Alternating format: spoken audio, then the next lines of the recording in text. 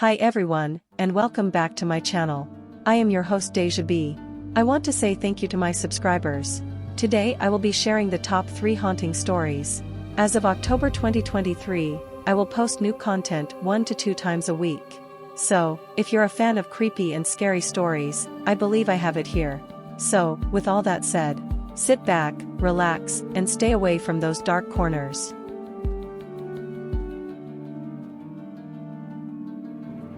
In the heart of a quiet suburban neighborhood in the 1990s, nestled between tall oaks and manicured lawns, lived a girl named Sarah. She was an imaginative and curious child, known for her fascination with the paranormal, a trait that set her apart from her friends. Her favorite possession was a ventriloquist doll named Benny. Benny was a unique find at the local thrift shop. His faded red suit, frizzy orange hair, and unsettling green eyes gave him an eerie appearance, but Sarah was drawn to him. She loved practicing her ventriloquism skills with Benny, making him come to life with her voice. The neighbors often heard her conversations with Benny, punctuated with her own fits of laughter and Benny's strange, high-pitched chuckle. However, as the days turned into weeks, an unsettling aura began to envelop the doll. Sarah's once vibrant spirit began to wane. She became withdrawn, her nights plagued by restless sleep and nightmares. Her friends, once eager to play with her, now hesitated to visit. They claimed that Benny gave them an uncanny feeling, that his eyes followed them around the room. One evening, as the sun dipped below the horizon, Sarah heard soft, whispered words coming from her bedroom. She followed the eerie sound to find Benny perched on her bed, his lips moving, though she was sure she hadn't touched him. "Sarah," he whispered in a voice that was not her own. "come with me, Sarah. We can be friends forever." Terrified, Sarah grabbed Benny and locked him in a box, sealing it with tape. She tucked it away in the darkest corner of her closet, vowing never to speak to him again. As weeks passed, the nightmares grew more frequent. She would hear Sarah. Benny's voice, not from the closet but from her own dreams. He called to her, promising to make her fears disappear if she just released him. She was tormented by images of the doll, appearing in her nightmares, growing larger and more menacing with each passing night. Desperate to rid herself of the haunting presence, Sarah's mother contacted a local paranormal expert. Together, they performed a séance, seeking answers from the other side. Benny's malevolent spirit began to reveal itself, detailing a tragic tale of a deranged ventriloquist from the past who had used Benny to perform dark rituals. The paranormal expert, using her knowledge and skills, was able to seal Benny's spirit away, finally breaking the curse that had tormented Sarah for weeks. The doll was locked in a chest, blessed by a priest, and buried in an unmarked grave deep in the forest, far from human habitation. Sarah's life gradually returned to normal. Her friends came back, and her laughter returned. The haunting ventriloquist doll was forgotten, a memory buried in the past. Yet, every once in a while, in the stillness of the night, Sarah would hear a faint, high-pitched chuckle, and she'd remember the unsettling days when Benny, the haunted ventriloquist doll from the 1990s, had cast a shadow over her life.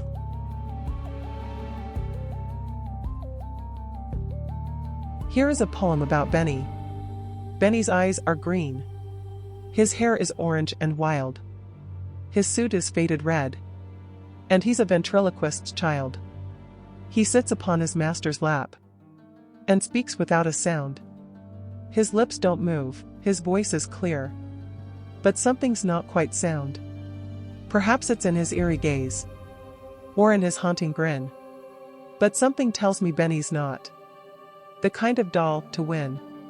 So, if you see him sitting there, with his master by his side, just remember that Benny's not a doll you should confide.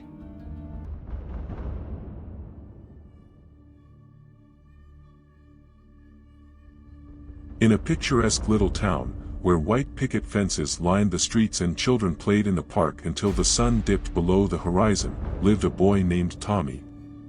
Tommy was a quiet, introspective child, often seen wandering the neighborhood with his head in the clouds. To his classmates and even his parents, Tommy seemed like a solitary child. But that wasn't entirely true. You see, Tommy had an extraordinary friend, or so he claimed.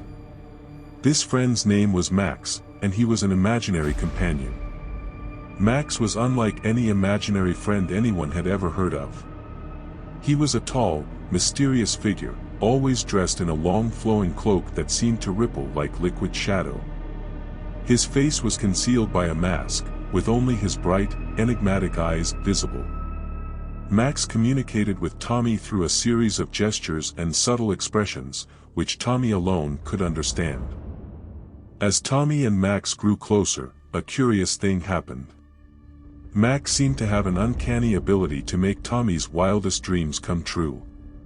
If Tommy wished for a snowy day, the next morning would greet him with a blanket of freshly fallen snow.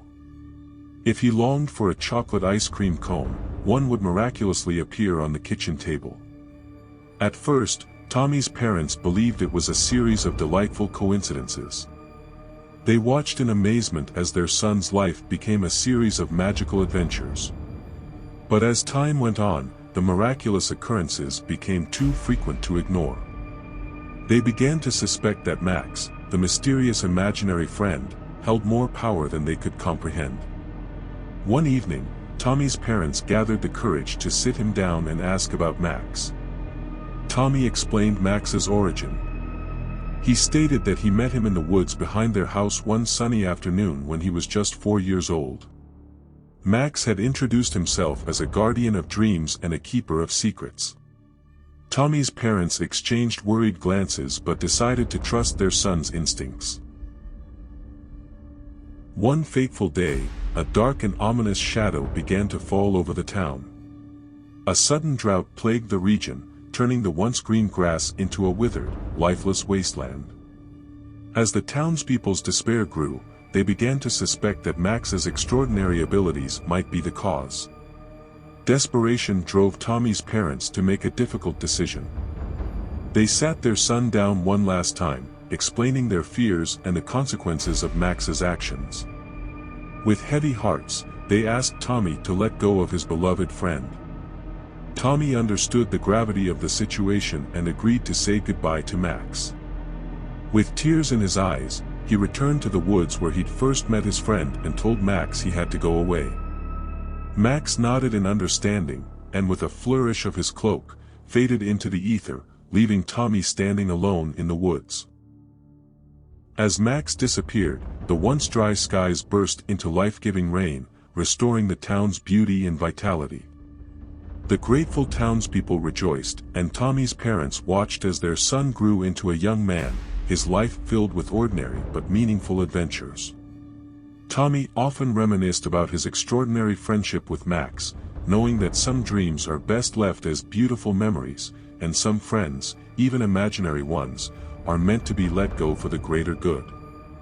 Max, the guardian of dreams, had taught him that lesson, and it was one he would carry with him throughout his life.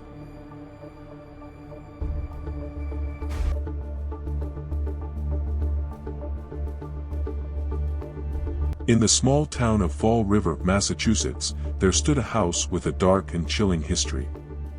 Known to locals as the Lizzie Borden House, it had become a notorious landmark with a gruesome past. The year was 1892, and the house had borne witness to one of the most infamous and mysterious crimes of its time. The house was a stately Victorian-era structure, with a striking facade and an eerie presence that loomed over the town. It was the residence of Andrew and Abby Borden, a wealthy but enigmatic couple, and their 2 daughters, Emma and Lizzie. The town whispered of strained family relationships, and the house was often filled with tension and unease. On a hot, sweltering morning of August 4, 1892, the house was forever marked by a series of brutal and bloody murders.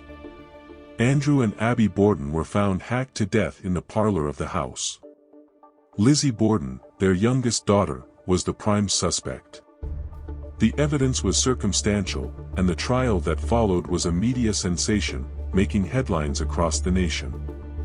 Despite the overwhelming public opinion against her, Lizzie Borden was acquitted of the murders.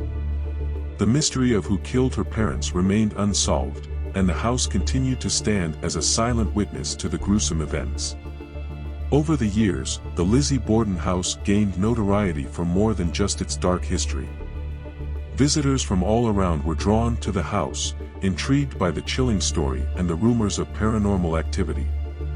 Many claim to have experienced strange and inexplicable occurrences inside the house, from unexplained footsteps to ghostly apparitions. As time went by, the Borden House became a bed and breakfast, with its owners playing up the spooky reputation. Those who dared to spend a night in the house often reported eerie encounters. Doors would creak open on their own, and the faint whispers of disembodied voices echoed through the halls. Some visitors swore they saw the ghostly figure of Lizzie Borden herself, dressed in Victorian attire, wandering through the rooms with an expressionless face. One particularly unnerving tale was of a guest who claimed to have felt an icy hand on their shoulder in the dead of night, only to turn around and see nothing but empty air.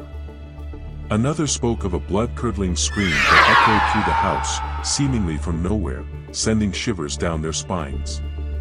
Over the decades, the house became a staple for thrill-seekers and paranormal enthusiasts, each hoping to experience the spine-tingling hauntings that had become synonymous with the Lizzie Borden House. The legend of the murders, the ghostly encounters, and the unending mystery continued to cast a shadow over the town of Fall River, ensuring that the house would remain a haunting and macabre chapter in American history. Whether the Lizzie Borden House was truly haunted or if it was merely a creation of vivid imaginations and the lure of a chilling tale, one thing remained certain: it would forever be a place where the line between the living and the dead grew increasingly thin, and where the past and present intermingled in a tale of terror that continued to captivate and terrify all who ventured inside. Thank you for watching, and please don't forget to like, subscribe, and comment down below. Thank you.